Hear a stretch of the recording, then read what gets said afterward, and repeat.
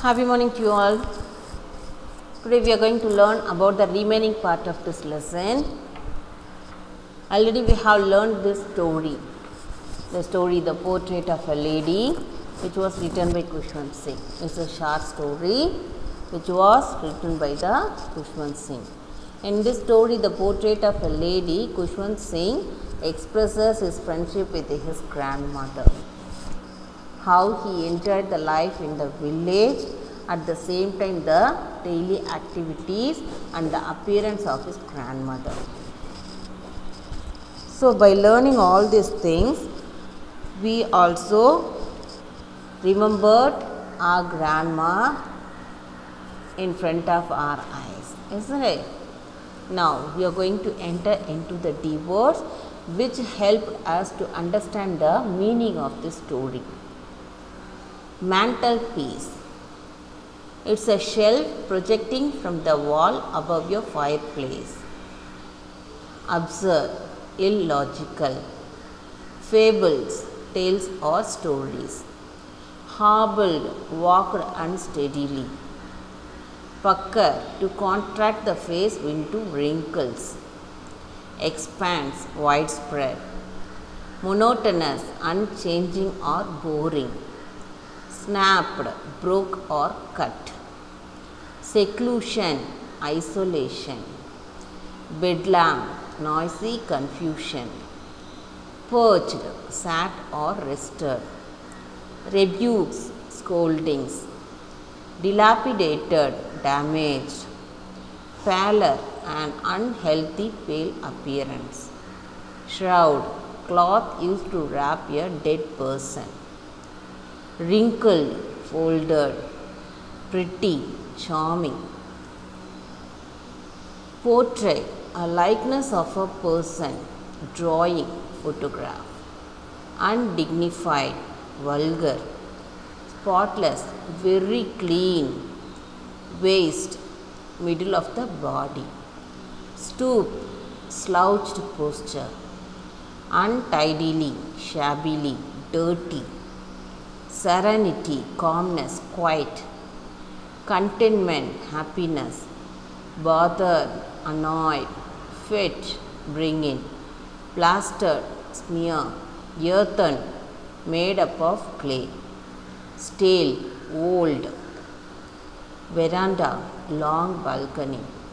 Comfortably, luxuriously. Courtyard, lawn. The place which we used to remove our stress. Distrust, agony.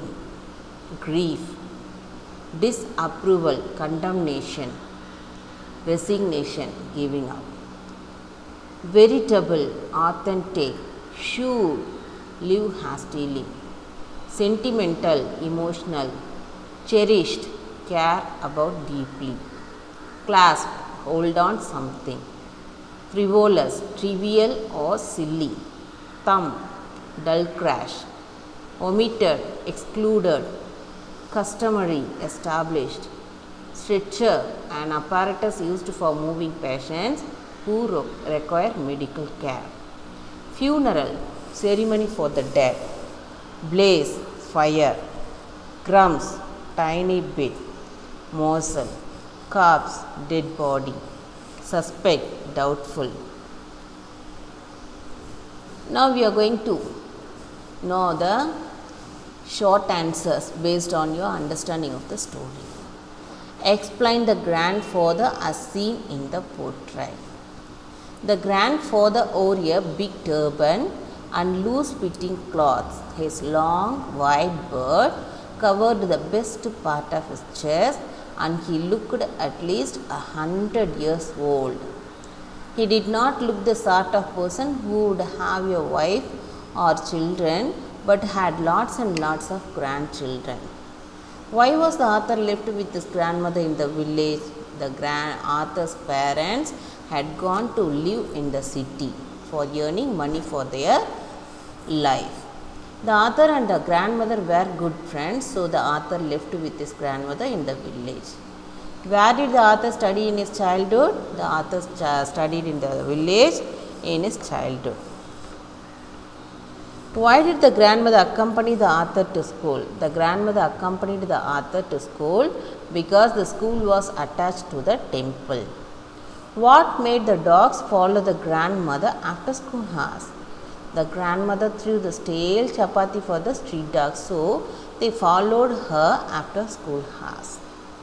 Why didn't the grandmother feel sentimental when the author went abroad for higher education? The grandmother did not feel sentimental when the author went abroad for higher education because she knew that she would return back and had trust in God. What was the happiest time of the day for grandmother? Grandmother relaxed for a while in the afternoon to feed the sparrows. It used to be the happiest time of the day for grandmother. Now we are going to learn about the 3 or 4 sentences, question answers. Now we are going to learn about the grandmother's appearance. Describe the author's grandmother. The author's grandmother was an old woman. She was a short and slightly bent with a wrinkled face. She was beautiful even at her old age. She hobbled about the house in spotless white with one hand resting on her waist to balance her stoop and the other telling her beads of her rosary. What was the daily routine of the grandmother at home? Daily. What are the activities done by her daily?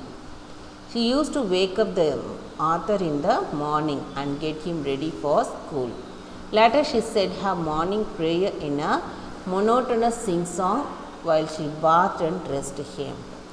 Then she would fetch his wooden slate, which she had already washed and plastered with yellow chalk, a tiny earthen ink pot and a red pen. Tie them all in a bundle and hand it to him and then accompany him to school.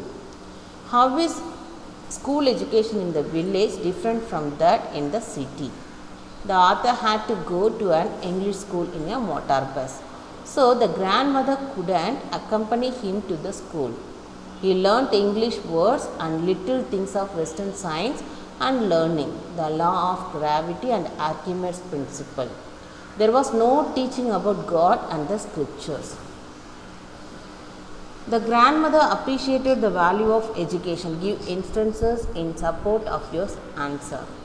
When the author's parents were comfortably settled in the city, the author was asked to study in an English school.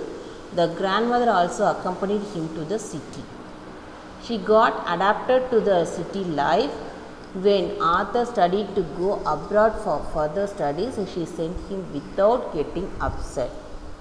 Since she knew the importance of education and also believed that her grandson will come back after 5 years. She is having that confidence with her, that's why she sent him without any upset.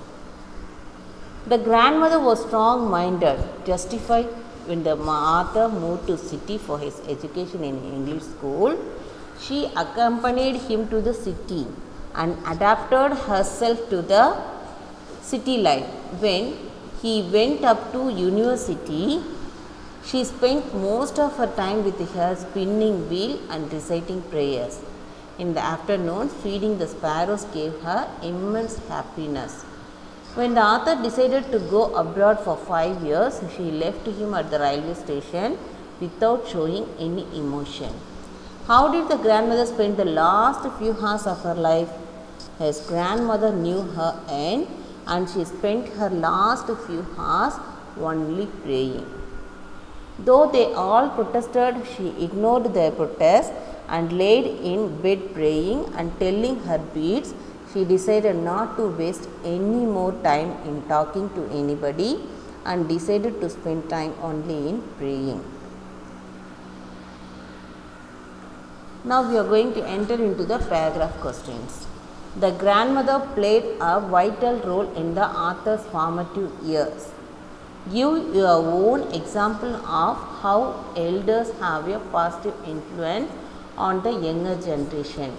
Include examples for the story also. Elders play a vital role in the younger generation. They should be their role models. The author's grandma was a typical example for it. Her life had a great influence on the author. She was a very good friend of him. She took utmost care of him and accompanied him to school. She taught him moral values. Her life was an example for the author. She was not sentimental and did not show any emotions, but only spent time in prayer. These qualities were inculcated by the author. Every parent should be a good friend, mentor, and a guide. There should be an understanding between the father and mother, and the serenity should prevail in the family. Parents should be patient and sincere. That has a great influence on the children. As young Khushwant Singh, write a letter to your parents describing your daily routine along with your thoughts and feelings about staying in the village. This is a opportunity of inculcating your talent in the letter writing concept.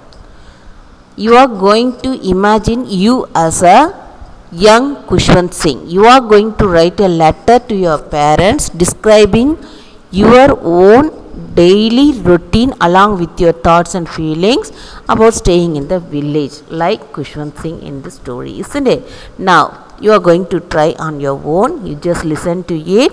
After that you are going to write on your own, including some other points with it, isn't it? Dear mom and dad, how are you? I am fine and grandma is doing well. Dad and mom, village life is really wonderful. I have a wonderful time with my grandma. Grandma is such a beautiful person at heart. She wakes me up in the morning and then gets me ready for school. She says her morning prayer in a monotonous sing-song while she bathed and dressed me, thinking that I would learn, but I never bothered to learn. But I love to listen to her voice. Yeah, I liked it. I loved it. After that, she fetches my wooden slate washed and plastered with yellow chalk and a tiny earthen ink pot, and a red pen, ties them all in a bundle and hands it to me.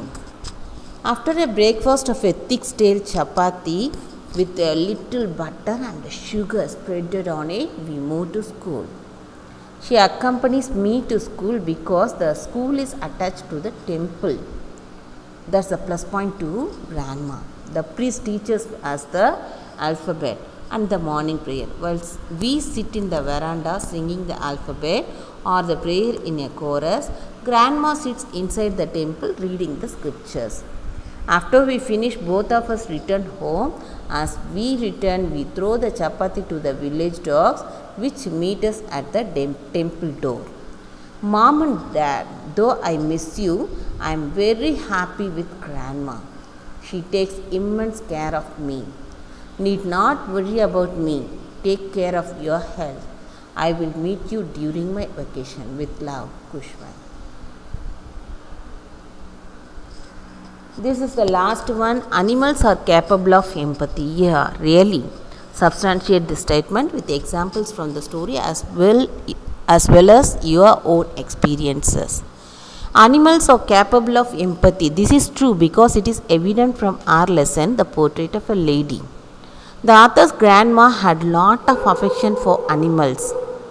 Every day as she accompanied the author to school, she carried with her few chapatis for the village dogs. When they moved to the city, there were no dogs to feed, so she started feeding the birds.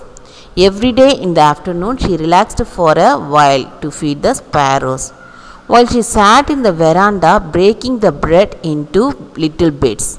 Hundreds of little birds collected round her, creating a veritable bedlam of chirruping. Some came and perched on her legs, others on her shoulders, and even on her head. She smiled but never shooed them away. It used to be the happiest half hour of the day for her. When she passed away, thousands of sparrows sat scattered on the floor, all over the veranda and in her room, right up to where she lay dead, and there was no chirruping. When breadcrumbs were given to the birds, they took no notice of the bread. When her corpse was removed, they flew away quietly. They never ate the breadcrumbs which were thrown to them. Many of us would have experienced the same thing. Most of us have dogs as pet animals. Dogs are faithful animals. The animals rush to help their fellow species in their hour of need. Example, a monkey was electrocuted and fell unconscious on the tracks. Its fellow primate seemed to attempt to resuscitate the animal by repeatedly biting, hitting and dunking him in water. All animals show empathy to their fellow beings and also to human beings. Thank you for listening this story silently. Thank you, students. Thank you.